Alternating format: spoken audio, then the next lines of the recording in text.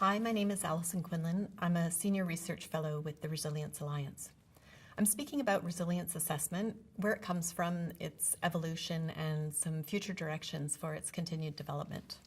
I've worked on resilience assessment since the publication of the first guidebook, published by the Resilience Alliance in 2007, and I've collaborated on a variety of assessment projects that have covered issues such as water management in rural villages in Tajikistan, toxic algal blooms in freshwater lakes, and coastal Indigenous fisheries in Canada. An overarching goal of these resilience assessment projects has really been to gain an understanding of system dynamics and to redirect the system along a sustainable trajectory. Going back several decades, there was a really rapid growth in resilience research, and the question was how to apply these theoretical concepts to reverse the ecosystem degradation that we were seeing and that was being reported by the Millennium Ecosystem Assessment between 2001 and 2005. Also, papers such as that by Martin Scheffer and colleagues reported on catastrophic shifts in ecosystems, where ecosystems were shifting from, for example, freshwater lakes that were clear with abundant fishes to states where the water was cloudy and filled with algal blooms.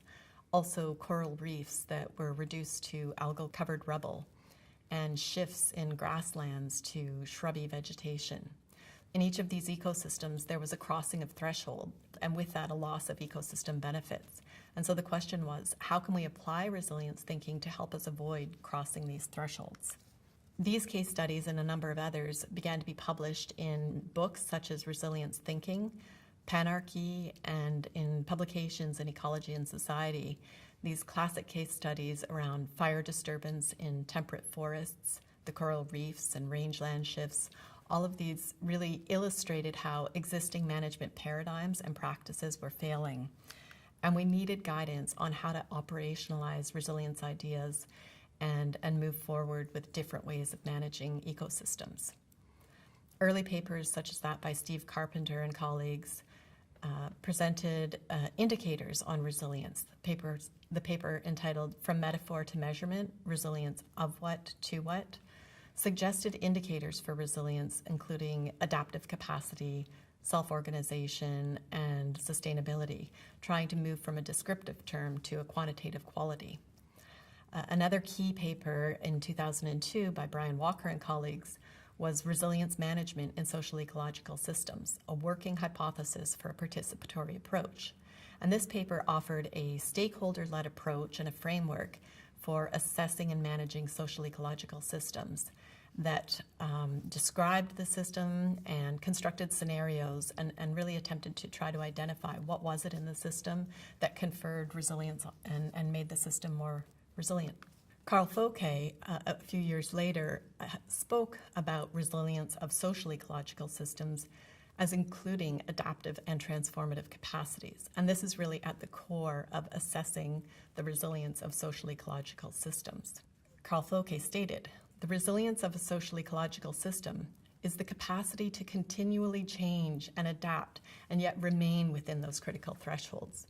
The system needs to be adaptive and transformative because the dynamics between periods of abrupt and gradual change and the capacity to adapt and transform are really at the core of a resilient social ecological system."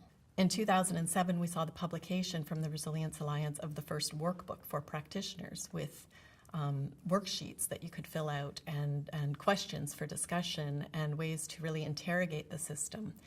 And in the workbook it states, this is an approach to managing natural resource systems that takes into account social and ecological influences at multiple scales. It incorporates continuous change and acknowledges a level of uncertainty, and it has the potential to increase the system's resilience to disturbance and its capacity to adapt to change. The workbook provided a framework for resilience assessment that persists to this day.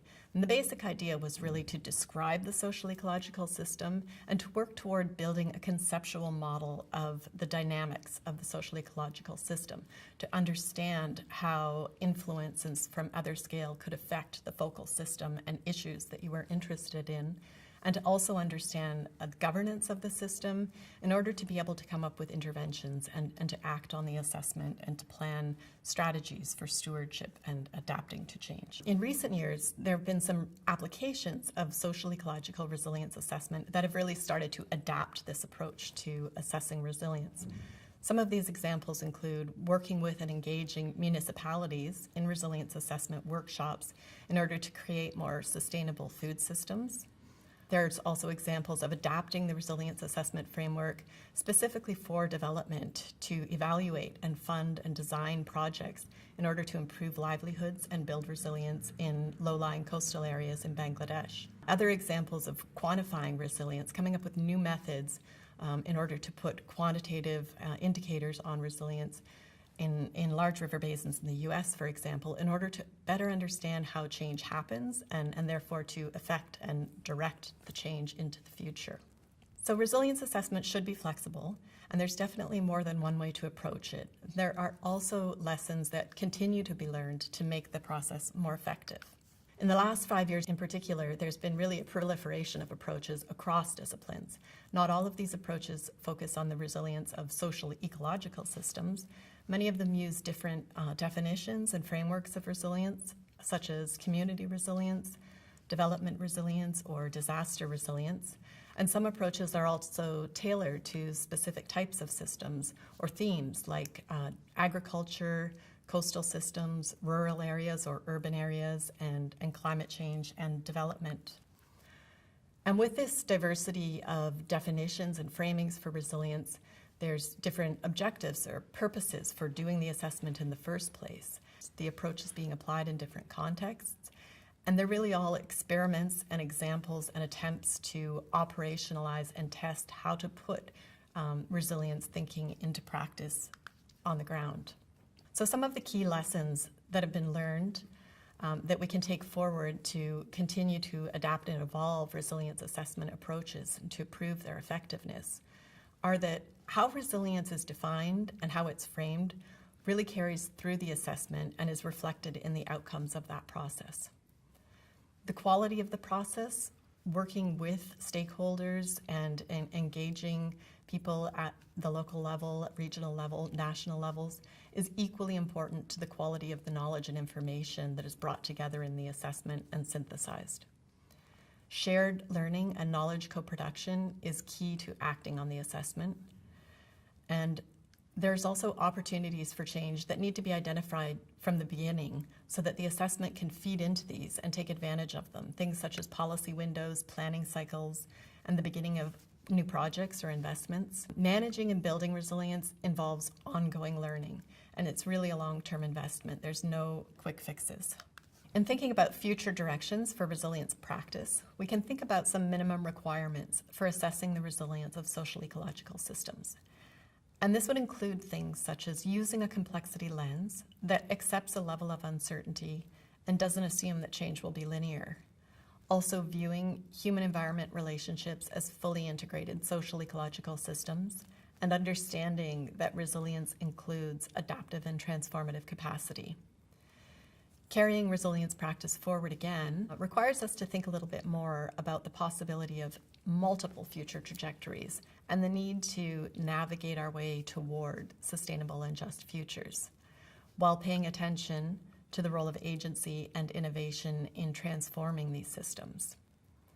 New methods for quantifying resilience have also really evolved quickly in recent years, and there's a lot of opportunity to apply quantitative methods to resilience assessment, while at the same time being careful to not try to reduce what is a very multidimensional, complex concept that's very nuanced and rich and can offer quite a bit in terms of understanding the system dynamics and where to intervene in the system to affect change, really trying not to reduce that to a number or a set of numbers and not to lose the richness of that system dynamics understanding, but perhaps to have indicators of principles or dimensions of resilience that allow us to monitor how it changes over time. Also, embedding resilience practice in an ongoing learning process. Practicing resilience never really stops and will continually need to be adapted so that we can always improve and really affect change going forward and head toward these sustainable futures. Thank you.